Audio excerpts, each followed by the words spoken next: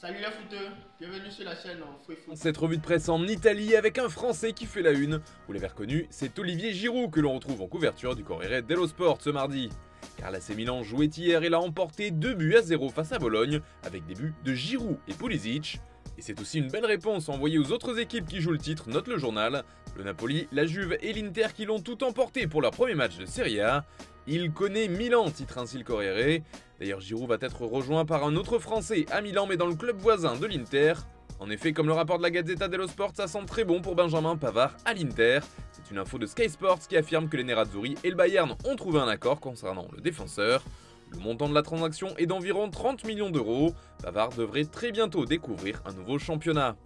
On file en Angleterre maintenant avec Arsenal qui jouait également ce lundi soir. Les Gunners l'ont emporté mais seulement 1-0 contre Crystal Palace.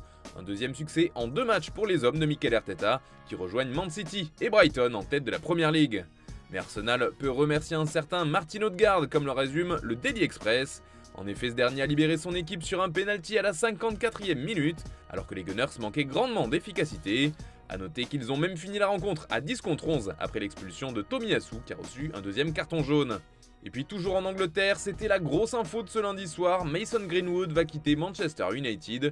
Le club l'a officialisé dans un communiqué hier et le joueur a expliqué que c'était la meilleure décision pour nous tous. Et bien ce choix fait la une de tous les journaux outre-Manche, à l'instar du Daily Mail qui titre pas de retour en arrière.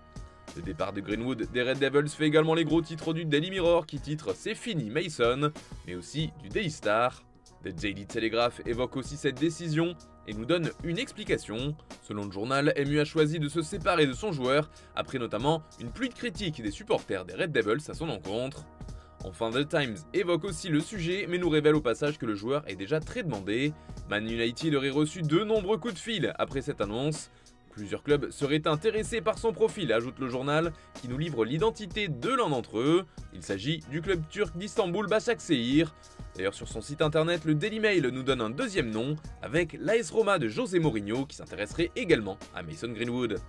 En Espagne, c'est la fête après le titre de champion du monde de l'équipe féminine de football. Les célébrations avaient lieu hier et des milliers de personnes se sont retrouvées dans les rues pour fêter ce titre et les championnes espagnoles. Pour Marca, c'est l'histoire d'Espagne qui s'est écrite tout simplement.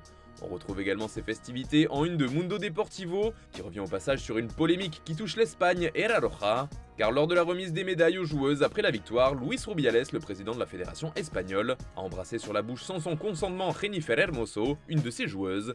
Forcément cela fait jaser en Espagne, comme le rapporte le quotidien ibérique. Rubiales a fini par s'excuser après le tollé provoqué, alors qu'il expliquait au départ ne pas y voir de problème.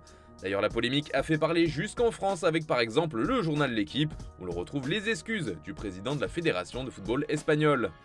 La fête des championnes du monde fait encore la une de Sport ce mardi, mais ce qui nous intéresse maintenant, c'est le plan du Barça pour la fin du mercato. Le quotidien ibérique nous explique l'objectif des Catalans pour les prochains jours, réussir à inscrire officiellement tous les joueurs qui ont signé un contrat avec le club. Et ce n'est pas tout, Sport affirme que Joao Cancelo devrait arriver cette semaine à Barcelone et qu'il pourrait y avoir encore des surprises avant la fermeture du marché des transferts.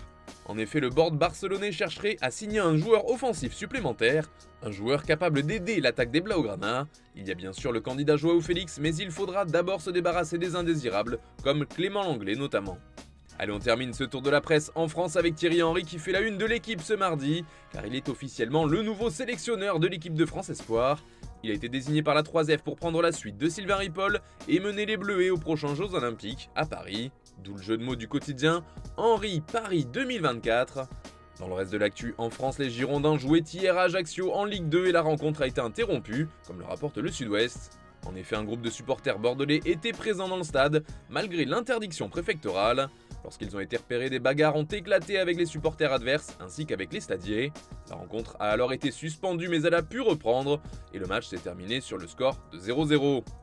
Et puis pour finir, une info mercato, Manchester City est tombé d'accord avec le Stade Rennais pour Jérémy Doku, d'après nos informations. Les deux clubs ont enfin trouvé un accord total autour d'un transfert légèrement supérieur à 60 millions d'euros, plus 20% sur une éventuelle revente. Doku va signer un contrat de 5 ans avec les Sky Blues et quitte donc le club breton 3 ans après son arrivée. Voilà, c'est tout pour aujourd'hui, bonne journée à tous, merci de votre fidélité, on se retrouve en fin d'après-midi avec le JT Foot Mercato. Merci à vous d'avoir suivi l'intégralité de la vidéo jusqu'à la fin. Nous nous retrouverons très bientôt pour la suite de nouvelles informations sportives. N'oubliez pas, likez, partagez, commentez.